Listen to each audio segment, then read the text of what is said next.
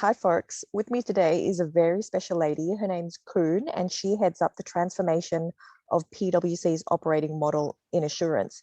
We were connected online, and hey, before lockdown, we actually met in real life once. So she has over 17 years experience in technology implementations, business process optimization, change management, and risk management. She's also a board observer under the observership program, whose mission is to develop the next generation of NFP board members. But she gives back a lot. She's authored over 300 pieces of career advice, has more than 23,000 LinkedIn followers all over the world who's been inspired by her story as an international student, a migrant with English as a second language, and a part-time working mum. Thanks so much for joining us today. Oh, thank you, Friska. It's a pleasure to be here. I love your advice because they're always so motivating, and the principles really resonate whether you're early on in your career or you're towards the end. Now, whether it's career, love, or life, there's always setbacks. So what are some tips that you can give us on how you overcome setbacks? That's actually a really, really good question, Friska. And, I always kind of see like setbacks. There's two ways you could see setbacks. You could see setbacks as something that's going to hold you back, or actually you could see setback as that opportunity for growth. And I have typically this kind of like analogy up in my head whenever I'm kind of encountering setbacks. And, I'm describing it almost like a water, this river that is like flowing through. And setbacks are like, the rocks or the boulders that is in the way of where I want to go. And then the river banks are like the things that are constraining me or restricting me in terms of where I could potentially go. And thinking about myself, that analogy like water is like, you know what, these are the landscape that I too will overcome. And that, it's just that I have to be patient, and over time I could change that landscape, right?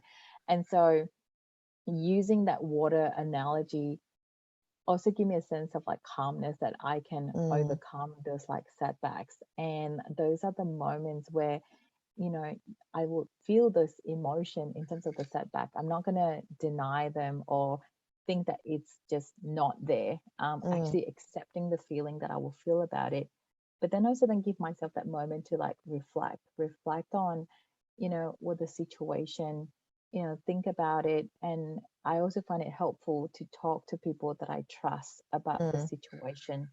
Yeah. And then, but the moment of that reflection is like, what am I going to learn from all of this? And then what am I really going to do about it? Right. There's a piece around, I could feel angry, but at the end of the day, what am I going to do about it to overcome those setbacks? Yeah. And like I say, like the water, then change that landscape, change that direction that I have within my control. I've got no control that the rock is there, but I have a control over, the movement or the direction that I'm going to take. So, see those setbacks as actually that opportunity. And then that will then change the mindset. Yeah. I love your point about reflection. There's no point reflecting if you're not using that awareness that comes from that to do something different. Otherwise, you'll just keep making the same mistakes over and over again. Yeah, you just go into this like cycle, right? I call it like hamster on wheels. Yeah. You think that you're doing something or going forward, but actually you're not really moving forward at all. So that's why then I prefer to be like the water, where there is that movement and you keep going forward and you keep reflecting and you keep going forward and grow from it. Now, what about appreciation, right? Gallup surveys indicate that 86% of us are disengaged in the workplace, and a lot of that stems from feeling underappreciated or not valued by our bosses. And so what are your tips around that? What should we do when we're not feeling of value? One of the things that I've kind of thought, especially in that kind of linking back to that whole like setback, right? There's also that feeling of like, not being appreciated, not being valued. And when I was reflecting back on that, I kind of felt like actually I've given that control, my worth or the validation of myself to somebody else.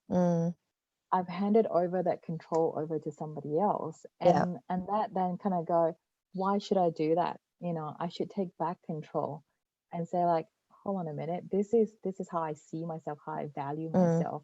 And so it should be within my hands to control my own like kind of destiny and my validation. And so always believing that I have a choice. The choice is, if I don't feel valued or appreciated, I have a choice to go somewhere else and another person that's going to appreciate and value me. But if I make a choice for whatever that reason is to stay, then I got to then work out then how do I then go about taking myself forward. But there's always that element around I have that choice and I'm not going to hand over my a kind of value of myself to somebody else. Yeah. And another thing that then I do is making sure that financially I'm not dependent. So the antithesis of that is like being financially independent. So whatever choices that I'm making are choices that is for me, not because I have to, but because I have that choice to Yeah. make those choices for myself. Yeah. So a lot of people looking on the outside can easily say, look, I'm living paycheck to paycheck. I've got financial obligations. I may have a family, a mortgage, a student loan, credit cards. How did you first start? What were the first building blocks for you to build that financial independence? So for myself, I think one of the first thing was my realization of why this is important to me. And I remember for us, the wake up call was, I'm about to have my first child and getting a phone call from my husband to say that he's just been made redundant.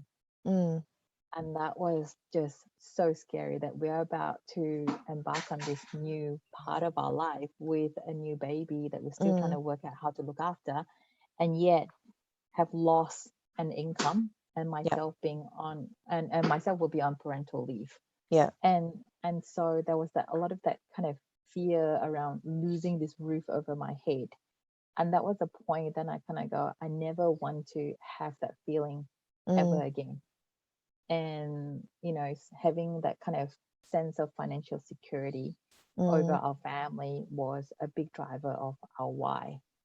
And from that point on, it was being very kind of conscious about, if we're going to spend it for the things that really matter to us, Yeah. so that we can put aside a substantial amount to invest for our financial independence for the future.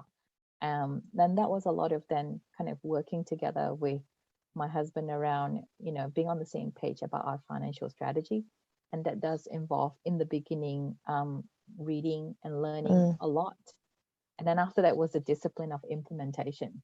Yeah. And keeping it really, really simple, right? Like we're busy, we've got our work, we've got our kids, and all other parts of our life. And the thing about financial independence for us was actually to keep it really, really simple, that we can execute every single day. So we just had small goals, and we just keep back with those small goals. And then first it was about our house and getting our mortgage under control using the offset. Once that was sorted, then it was about, okay, investments. And because we've gone through a few redundancies, the redundancy payment helped in terms of deposits to those properties. Once that was sorted, our mortgage got paid off, then we focus on shares. So each time there was something that we focus on and kept that simple. I know for some people they could handle a much more complicated and complex financial strategy. For us, it was it was simpler for us to just keep focus on one thing at a time. So yeah, and it was great. We could do that to get to FIRE before 40. But I have to admit that when my son was born, we never thought it was possible. And only with over time, we kind of go, just keep it simple, keep one thing at a time, and implement it consistently.